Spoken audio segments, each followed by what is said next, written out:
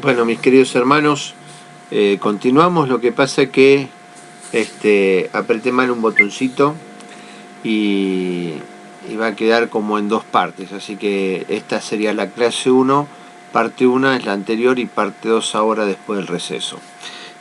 Para ir terminando con esa parte de lo que éramos delante de Dios, gente totalmente incapacitada de poder creer. En Colosenses 1:21 hay algo también aclaratorio, dice: y a vosotros también, que erais en otro tiempo extraños y enemigos en vuestra mente, haciendo malas obras, ahora os ha reconciliado. Así que la obra de Dios es reconciliarnos con Él mismo a través de Jesucristo. Pero nosotros éramos extraños y enemigos en la mente de Dios. Amén. Así que, hermanos, esto para terminar y darnos cuenta realmente que no teníamos nada, por lo cual ser merecederos de la gracia de Dios en todos los aspectos de nuestra vida. Ahora bien, Dios nos rescató primeramente por Cristo. Podemos leer en Juan 3:16, el Evangelio de Juan 3:16, que dice que de tal manera amó Dios al mundo que entregó a su Hijo Jesucristo, para que todo aquel que en Él cree o crea no se pierda, mas tenga vida eterna. Es decir, que el amor de Dios se puso en funcionamiento, y no solamente esto, lo podemos ver también en Romanos 5:8, podríamos verlo.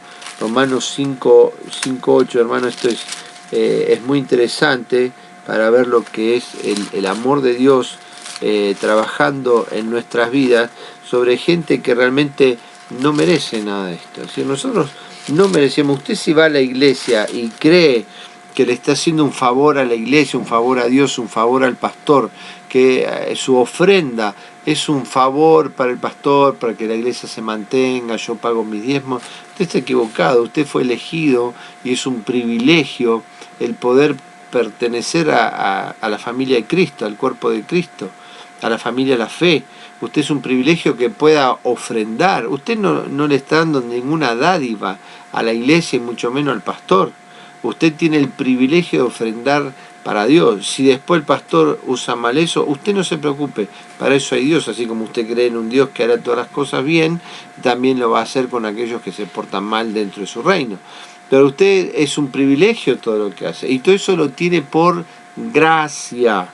Usted y yo no merecíamos nada de esto, enemigos y extranjeros, extraños en nuestra mente para Dios, totalmente alejados. Pero Romanos 3:8 hace una pequeña salvedad, 5:8 para nosotros, y dice así, dice: mas Dios muestra su amor para con nosotros en que, siendo aún pecadores, Cristo murió por nosotros. Agéndelo. Este es uno de esos versículos que usted tiene que saber de memoria, de que está mirando, debido al amor de Dios. Debido al amor de Dios usted está donde está.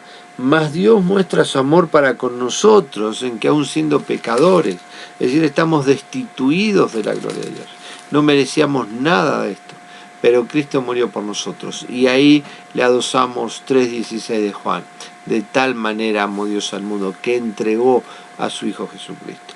Del mundo, Él amó, Él miró la obra hecha a través de Cristo, porque Dios ama al Hijo, Dios ama al Verbo, a través de lo cual Él creó. Entonces, ¿cómo no va a amar lo creado por aquel que Él ama?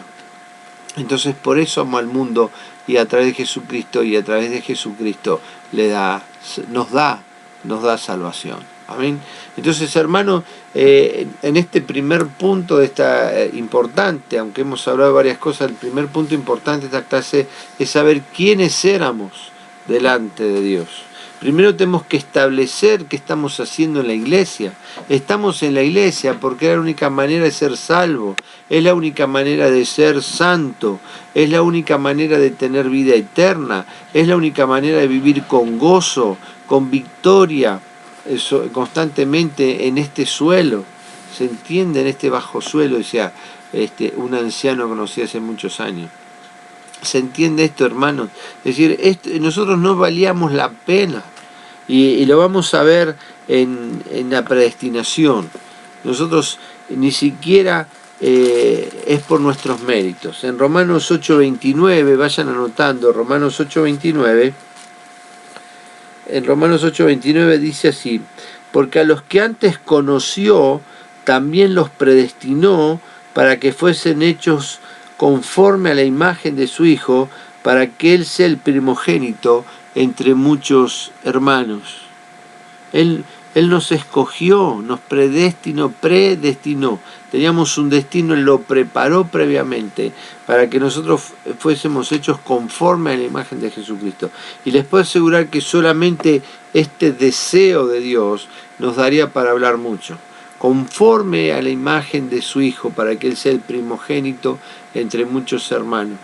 Entonces nosotros tenemos que hacer un apartado y ser como Jesucristo, y saber cómo es ser como Jesucristo. Habla a veces del corazón, sé como yo, manso humilde de corazón, pero también hay otras cosas. Un hombre que realmente el Espíritu de Dios se manifestó cuando estaba en su carne, se ha manifestado, ha traído santidad, no ha pecado nunca. ¿Se dan cuenta, hermano? Es decir, ser como Cristo, para ser conforme a la imagen de su Hijo. Y después esto tiene que ver con el amor de Dios, tremendo amor de Dios, de tal manera demostró ese amor Dios. Y también en la parte de la predestinación podemos ver Efesios 1:5, vamos a Efesios 1:5, que dice: en amor habiéndonos predestinado para ser adoptados hijos suyos por medio de Jesucristo, según el puro afecto de su voluntad. El puro afecto de su voluntad. No estamos predestinados porque hicimos algo, no es porque vio un alma pura, no es porque vio un alma linda, o un alma realmente que valía la pena rescatarla. Lo que Él no vio nada de eso, sino por el puro afecto de su voluntad. Porque Él afectó su voluntad al hecho de predestinarnos para ser ¿qué? Conformes a su Hijo, para que Él sea el primogénito entre muchos hermanos. La Biblia no tiene versículos sueltos. En el 1:11 también leemos algo más. En Él asimismo tuvimos herencia, o sea, ya tenemos herencia en Él, en Cristo, habiendo sido predestinados conforme al propósito del que hace todas las cosas según el designio de su voluntad. Y volvemos a encontrarnos con la palabra voluntad, que es la voluntad de Dios. Designio de Dios. Él asimismo tuvimos herencia, habiendo sido predestinados conforme al propósito que hace que todas las cosas según el designio de su voluntad. Él no hace nada porque sí, Él tiene una voluntad, tiene un designio, tiene algo preparado, un plan que se va a manifestar de acuerdo a su voluntad. Fuimos predestinados, hermano, usted y yo fuimos predestinados. No sabemos por qué, no sabemos qué es lo que le gustó a Dios de nosotros, seguramente nada, porque dice para que nadie se jacte, para que nadie se gloríe. Por eso aún la elección de Dios, la elección de Jesucristo, la elección de salirnos del pecado, ni siquiera es totalmente nuestra. Dios nos tuvo que impulsar porque nosotros tenemos una incapacidad total de poder elegir por Dios. Enemigos y extraños en nuestra mente, extranjeros para Dios. Pero sin embargo Él nos reconcilió. Él nos reconcilió a través de Jesucristo consigo mismo, así que Jesucristo es la paga de nuestros pecados, ya lo sabemos. Jesucristo es el que nos abre la pauta para poder estar eternamente con Dios, comenzando en esta tierra. Amén, hermanos. Por eso, sed santos, dice el Señor, como yo soy santo. Debemos buscar la santidad de Dios, debemos ser santos como Él es santo, es decir, santos apartados para Dios, por supuesto, apartados en una vida recta, una vida sin pecado, una vida sin egoísmo, sin avaricia y un montón de otras cosas que podemos ir descubriendo. Para ver algo más tenemos Romanos 9:16, lo tenemos ahí cerquita después de Efesios, Romanos 9:16, como para seguir afirmando todo esto que es la obra de Dios. Dios nos llamó después de percatarnos a nosotros de todo esto, el 9:16 dice: así que no depende del que quiere ni del que corre, sino de Dios que tiene misericordia. Es decir, nosotros estamos acá, habiendo sido enemigos, reconciliados por Cristo, ¿sí? Y de acuerdo a lo que nos dice acá en Romanos, de acuerdo a su misericordia. Es decir, su voluntad fue ejercida sobre nosotros para atraernos, pero también por la misericordia que Él tuvo sobre nosotros. Es decir, por más que nosotros nos hayamos esforzado, creamos que nos hemos esforzado, nada de eso se aplica a nuestra salvación, nada de eso se aplica a nuestra salvación, sino que es su misericordia la que actúa sobre nuestras vidas. Esto es la obra de Dios. Y después, como para redondear, 2 Corintios 2:17, que es un versículo bastante conocido, ¿sí? Que nosotros aplicamos y a veces cuando hablamos de la sanidad interior podemos ver esto. En 2 Corintios 2:17 dice de esta manera: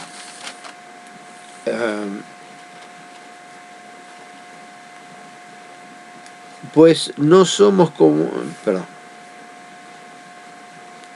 Romanos 2, 2 Corintios 2:17, discúlpeme, pues realmente dice, los que están en Cristo, nueva criatura son, las cosas viejas pasaron, he aquí son todas hechas nuevas. Si Dios ha hecho de nosotros, perdón, no es 2 sino es 5, este es un error mío, como verán no está editado, sino que realmente estamos haciéndolo en vivo, para hacerlo más natural, como si estuviésemos en nuestro templo, ¿no? Que yo lo extraño muchísimo nuestro templo, no sé ustedes, las reuniones y demás, de estar juntos, alabar a Dios. 2 Corintios 5:17 dice: de modo que si alguno está en Cristo, nueva criatura es, las cosas viejas pasaron, y aquí todas son hechas nuevas. Y todo esto proviene de Dios, que nos reconcilió consigo mismo por Cristo y nos dio el ministerio de la reconciliación. Él nos hizo aptos para reconciliar a otros con Dios. Pero todo esto proviene de Dios, y todo esto proviene de Dios que nos reconcilió consigo mismo. Él hizo toda la obra. Hermanos, cuando alguno cree que se lo merece, si uno cree que hizo algo, si uno cree que se porta bien, se engaña a sí mismo. Hermanos, nosotros no recibimos nada de nosotros mismos, nuestra mente no podía coordinar con Dios, sino que fuimos llamados por Dios, traídos de los pelos por Dios, convencidos por el Espíritu Santo, la obra de Cristo en la cruz, para que reconociéndolo seamos llamados hijos de Dios, y nada nos pertenece, sino que todo proviene de Dios, en el puro afecto de su voluntad para con nosotros. Afectó su voluntad a nuestras vidas para ser rescatados. Así que acá vemos dos cosas importantes: quiénes éramos y a través de eso, por qué somos llamados a Dios. Tenemos la incapacidad total, algunos llaman como la teología de la incapacidad total, la doctrina de la incapacidad total. Realmente nosotros no teníamos forma de reconocer a Dios, ni en nuestra mente, ni en nuestro ánimo, ni en nuestro intelecto, ni en el espíritu, ni nada. Esto fue una gracia, obra de pura gracia de parte de Dios para con nosotros. Y también la obra que Él hizo, nosotros tenemos mucho más para hablar, pero esto ya nos tiene que estar ubicando, primeramente saber quiénes éramos, y segundo, cuál es la obra de Dios que la hizo por misericordia y por el afecto de su voluntad para con nosotros, predestinados antes de la fundación del mundo. No sabemos ni bien por qué, pero Él lo hizo. Dicen que en las teologías, los arminianos dicen que hay algo en nosotros que Dios vio, que Dios, cuando vio la proyección de nuestra vida, el que conoce todo, cuando vio que había algunas cosas que podríamos hacer bien, vio que podríamos ser buenos cristianos, vio que podíamos aceptar a Cristo y amarlo, y para Él eso es la predestinación. Pero la realidad es que nada de eso es bíblico, nada nos está fundamentando eso, sino que no sabemos, es por gracia, y si es por gracia no es por obras, que nosotros hemos recibido este don de Dios, que fue la fe para poder creer en Él. Continuamos un poquito más. Entonces vimos también lo de la predestinación, hermanos, ya hemos avanzado, aunque a ustedes les parezca, nos estamos metiendo en unos temas serios. Primeramente, saber quiénes somos. Segundo, cuál es la obra de Dios. Saber cuál es la predestinación, que fuimos predestinados para estar en este ámbito. Así que, hermanos, paro 2 minutos acá. Tenemos que honrar esto. Tenemos que darnos cuenta a lo que Dios nos ha llamado, teniendo en cuenta lo que éramos. Teniendo en cuenta lo que éramos, Dios en el puro afecto de su voluntad, por amor, a través de Cristo, por su puro amor, nos ha rescatado de todo eso, nos ha predestinado desde antes de hacer nada y nos puso en este lugar de privilegio. Hermanos, no podemos estar moviéndonos a nuestra forma de ser, no orando, no leyendo la Biblia, no buscando la santidad, amando las cosas del mundo, reconociendo que las cosas, el amor al mundo, o sea, que las cosas del mundo realmente son enemistad contra Dios. Ahora, con eso no nos podemos vestir, no podemos tener casa, no podemos tener coche, no podemos ir de vacaciones. No tiene nada que ver con eso, no está hablando de eso.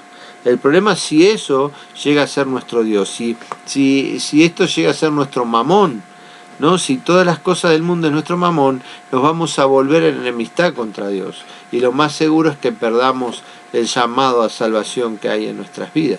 Es decir, no tenemos que amar las cosas del mundo. Las cosas del mundo, el que ama las cosas del mundo se constituye en enemigo de Dios. Debemos amar a nuestro prójimo, porque si nosotros no amamos a nuestros hermanos, a nuestro prójimo eclesiástico, digamos, nuestro prójimo, nuestro hermano, nuestro compañero de batalla, nuestro hermano en Cristo Jesús, si nosotros no podemos amarlo, dice que lo hacemos a Dios mentiroso y somos asesinos, digamos, en nuestra conducta contra aquel que no hemos de amar. Así que todas estas cosas son las que tenemos que buscar la transformación, y que son todas obras de Dios. Como dijimos en un momento, que nosotros hemos ser transformados y vamos a ser transformados por el Espíritu Santo. No podemos ser transformados por nosotros mismos. No tenemos la capacidad, no tenemos la fuerza, no tenemos la sabiduría para transformar nuestra vida. Nosotros podemos decir, yo quiero cambiar esto porque esto no me gusta, o veo que no hace bien. Perfecto, pero yo opino que eso es, pero tampoco sé cómo hacerlo. Es decir, lo voy a hacer como a los demás le agrade. Es decir, voy a hacer de tal manera, parece una persona de dadivosa y demás, para quedarle bien a los demás. Entonces no es que yo estoy cambiando por mí, no estoy cambiando por mí, sino estoy cambiando para sentirme mejor yo. Entonces es un cambio egoísta. En cambio, Dios nos va a transformar de acuerdo a su plan, que nos va a mejorar y a perfeccionar, para que a la vez otros se sientan realmente bendecidos por nuestro cambio. Amén. Así que hemos pegado una buena avanzada. Vamos a seguir un poquito más, una vez que ya tenemos quién era y demás. Ahora vamos a ver quiénes realmente somos en este momento. ¿Quiénes somos nosotros? Ahora, ¿qué somos? Vamos a ver a Juan, el Evangelio de Juan 1:12. Veamos a Juan 1:12, el Evangelio de Juan, en la primera paginita ahí. Vamos a poder ver lo siguiente. Dice, mas a todos los que lo recibieron, a los que creen en su nombre, les dio potestad de ser hechos hijos de Dios. Es decir, que si usted cree en Jesucristo, lo recibe en su corazón, dice, a todos los que le recibieron, a los que creen en su nombre, a los que le reciben, ¿qué lo reciben? Lo recibimos como Salvador. Cuando usted hace la oración y dice, Señor, yo te recibo como mi Señor y Salvador. Cuando usted recibe a Cristo en su corazón, usted comienza a ser parte del reino de Dios y empieza a hacerlo como hijo. A todos los que los recibieron, a los que creen en su nombre, les dio la potestad, la autoridad, el dominio de ser llamados hijos de Dios. Usted, por creer en Cristo, en su obra expiatoria, en todo lo que Él ha hecho, usted es considerado hijo de Dios. Y si tiene el Espíritu Santo, también. Si usted tiene el Espíritu Santo, en Romanos 8:14, quiere verlo o quiere anotarlo, anótelo, cualquier cosa, y después lo estudia con tranquilidad. En Romanos 8:14 dice así, porque todos los que son guiados por el Espíritu de Dios, esos son hijos de Dios. Así que si usted se deja guiar por el Espíritu Santo, usted comienza a ser también un hijo de Dios. Es otra marca definitoria de cómo usted es ser un hijo de Dios. Usted no porque vaya a la iglesia, ni siquiera porque se bautizó, un día levantó la mano o lleva su ofrenda, eso no lo califica como hijo de Dios. Usted tiene que ser guiado por el Espíritu Santo. El Espíritu Santo viene a su vida, un tema también que lo vamos a analizar puntualmente, pero el Espíritu Santo vino a su vida cuando usted creyó. ¿Y cuándo creyó? Creyó en Cristo. Y si usted creyó que Jesucristo hizo la obra en la cruz, que pagó los pecados por usted, que Él es santo, Él fue santo, absolutamente santo, y el derramamiento de su sangre lo ha limpiado de sus pecados, le ha cortado las cadenas y lo ha limpiado para vida eterna. Si usted cree todo eso, puede creerlo de todo su corazón, usted está llamado y es un hijo de Dios. ¿Amén? Entonces, ahora, ¿quién soy? Ahora soy santo. Ahora soy santo, ahora la palabra de Dios que Cristo es en nosotros es santificación, es sabiduría de Dios, que nos ha reconciliado con Dios, nos ha hecho santos para Dios. Todo eso significa, todo eso es lo que Dios hizo para nosotros y eso es lo que hoy somos. También dice en Efesios 8, dice que nos ha colocado, nos ha introducido en la familia de la fe. Ahora somos familia de Dios, ahora somos la familia de Dios. Todo eso es lo que hoy soy. Podríamos estar hablando bastante tiempo sobre esto, de lo que hoy somos. Este es un vistazo nada más, porque lo más importante es que usted sepa estas cosas, para que usted no decaiga en su fe, para que, como dice la palabra, si usted cayó entre los espinos, pueda salirse de esa condición y pueda levantarse por encima de las circunstancias, sabiendo quién es Dios. Y todavía nos falta hablar de Dios, nos falta hablar de cuáles son sus características, cuáles son sus atributos, ¿no? Lo que es su carácter. Vamos a estar profundizando muy pronto, ya prácticamente, para saber quién es Él, para conocer su soberanía, por qué Dios es soberano. Hay una frase en 2 Corintios que Pablo dice que él que nosotros no podemos decirle al alfarero cómo nos hizo, como Dios nos hizo. Nosotros no podemos decir, alfarero, ¿por qué me hiciste de esta manera? ¿Por qué me hiciste, no sé, peladito, bajito, gordito? ¿Por qué me hiciste de tal o cual manera? ¿Qué potestad tengo yo para decirle? ¿Y dónde tengo el parámetro? Nosotros a veces decimos, Dios no es bueno. ¿Y dónde tenemos el parámetro? ¿Dónde tenemos el parámetro para calificar a Dios? Muchas veces calificamos a Dios. Dios es injusto. Sí, porque el ateo y demás dice, Dios es injusto porque condena a unos y da salvación a otros, sin conocer quién es Dios, ni qué significa la justicia de Dios. Y nosotros mismos a veces también podemos estar diciendo Dios esto, Dios aquello, Dios no me dio, Dios es malo. ¿Y cuál es el parámetro? ¿Con qué regla medimos a Dios? ¿Cómo podemos medir? O sea, ¿comparados con quién Dios no es tan bueno? ¿Comparado con quién Dios no es justo? ¿Comparado con quién Dios es un Dios atroz? ¿Comparado con quién? Es decir, ¿cuál es la medida con la que comparamos a Dios? ¿Con quién la comparamos? ¿Con nuestros preceptos? ¿Con nuestros conceptos? ¿Con qué lo comparamos? Con nuestra forma de ser, que parece ser, bueno, si yo fuese Dios haría tal cosa. ¿Cómo es eso? ¿Cuál es la medida que le aplicamos a Dios? ¿Por qué Dios es injusto y le decimos que fue un hombre que mató a toda una generación y demás? ¿Quiénes somos nosotros? ¿De dónde? Un genocida, no es la palabra. Un genocida, que Dios es un genocida, mató un montón de gente, llevaba al pueblo israelí y mató a todos los pueblos alrededor. ¿Y de dónde comparamos a Dios para decirle genocida? ¿Comparado con quién es genocida? ¿Con Hitler? ¿Con los turcos que hicieron con los armenios a principios del siglo pasado? Es decir, ¿basado en quién? Nosotros decimos si Dios es bueno, es malo, es justo, es injusto, es genocida, no es genocida. ¿Basado bajo qué normas? ¿Cuáles son las normas nosotros superiores a Dios para poder decir que Dios es esto o es lo otro? Estamos tan equivocados, hermanos. Por eso tenemos que aprender esto y tenemos que admitir la soberanía de Dios en nuestras vidas. Tenemos que admitir que Dios es Dios. Nosotros decimos, Dios es grande. ¿Cuál es la medida? Uno puede decir, qué grande es Dios cuando uno tiene esa expresión de gozo, de adoración. Cuán grande es Dios. Es decir, de pronto mi mente se amplía un poquito más para percibir un poco más de Dios, porque es imposible percibirlo completo. Entonces, cuán grande, qué bueno es Dios. Dios es más grande que tus problemas, dice por ahí una iglesia. ¿Dios es más grande que mis problemas? O sea, ¿hay un punto de comparación entre Dios y mis problemas? ¿Cómo podemos decir eso?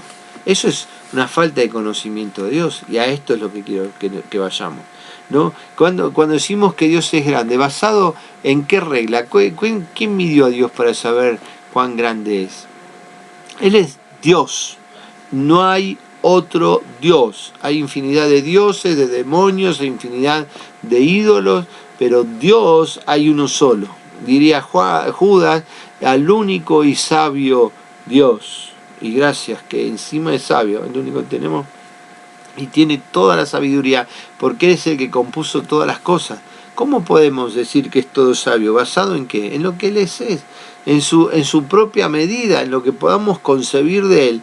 Él tiene toda la grandeza en todos sus atributos, porque nosotros no podemos medir a Dios. Él es el que nos formó, Él es el que nos hizo, el que nos pensó, el que nos predestinó, el que nos puso acá, nos puso en el vientre de nuestra madre. Permitió si fuésemos hombres o mujeres, varón o hembra, ¿no? Es decir, a ver, conocemos a Dios, podemos meterlo en su verdadera medida cuando la palabra misma dice que es inescrutable, no podemos escudriñar nada de Él, y es realmente inmedible, inmensurable, ¿no es cierto? Es decir, no podemos ponerle mensura, no podemos ponerle medida. ¿Cómo podríamos medir a Dios? No hay forma. Si no podemos medir el universo, mucho menos podemos medir a Dios. ¿Se entiende esto? Bueno, todo esto tenemos que va a ser tema básico sobre la clase que sigue, de comprender mejor la soberanía de Dios. Y piensen, hermanos, todo esto está para pensar, no es solamente copiar el apunte o solamente ponerle la cita bíblica y leerla nada más, sino estén pensando en estas cosas. Esto nos va a hacer fuertes, hermanos, esto le falta a la iglesia de Cristo. Aprender estas cosas, y a veces parezco reiterativo. ¿Por qué? Porque quiero que entren bien en nosotros. Si esto no penetra en nosotros, no somos verdaderos hijos de Dios. Si no conocemos al Padre, es lo mismo que decir, vos naciste de, sí, mi papá se llamaba Felipe y mi mamá se llamaba Antonia. Ah, qué bueno. ¿Y qué sabe de ellos? Nada, porque me abandonaron. Entonces yo sé que eran ellos porque un hombre que me recogió los conocía y sabía que ellos eran mis padres, pero yo no conozco nada de ellos, no tengo ninguna característica. Entonces los puede amar, no los puede amar porque no conoce nada de ellos, más allá de ser abandonado. Ahora, Dios primero que nada no te abandona, y Dios es perceptible, es decir, Dios puede ser conocido. Él se expresa, lo que nosotros podemos conocer de Él, a través de su palabra. Por eso también es lo que decíamos, debemos descubrir la palabra, debemos descubrir quién es Dios en la palabra y poder aplicarlo a nuestras vidas. Ese tremendo, ese gran Dios que tenemos tiene que estar en nuestras vidas, tiene que tener señorío, potencia y majestad en nuestras vidas. Debemos descubrir la palabra y debemos aplicarlo, pero mientras tanto debemos comprender quién es Dios. Amén. Hermanos, hasta acá les dejo para pensar, les dejo algunas citas bíblicas para conocernos mejor. Usted creía que se conocía, bueno, ahora a través de la Biblia se da cuenta que no se conocía tanto. Oramos. Padre de la eternidad, Señor, te damos gracia, te damos gloria, te damos honra, te damos alabanza, Señor, y nos faltarían palabras para decirte cuántas cosas quisiéramos hacer contigo, pero sé que algún día estaremos definitivamente en tu presencia para la eternidad y podemos adorarte en tu presencia. Tal vez podamos acercarnos a ti ser abrazados, tal vez podamos enjugar tus pies, besarlos tus pies, adorarte de día y de noche, Señor. Hay cosas tan tremendas que van a suceder aquel día, Señor, que estamos realmente gananciosos y anhelantes. Padre, te damos gracias por la clase de hoy, por todo lo que podemos seguir avanzando, sobre todo en el conocimiento de tu gracia y tu amor, saber quiénes éramos, saber quiénes hoy apenas tenemos la sombra, ¿no? Una sombrita de todo esto, pero vamos a avanzar. Te pedimos que tu Espíritu Santo nos haga recordar todas estas cosas, crecer en el conocimiento pleno de tu gracia y podamos ser hijos escogidos, Señor, utensilios útiles en tus manos, porque todavía hay mucha labor por delante. Por todo esto te damos gracias en el nombre bendito de Jesucristo para la alabanza de tu nombre. Hermanos, los bendigo en la paz de nuestro Dios, en la grandeza de su presencia para con ustedes, y que realmente el gozo, la paz estén reinando en sus hogares. Que el Señor les bendiga grandemente. Nos vemos en la próxima. Chau, chau.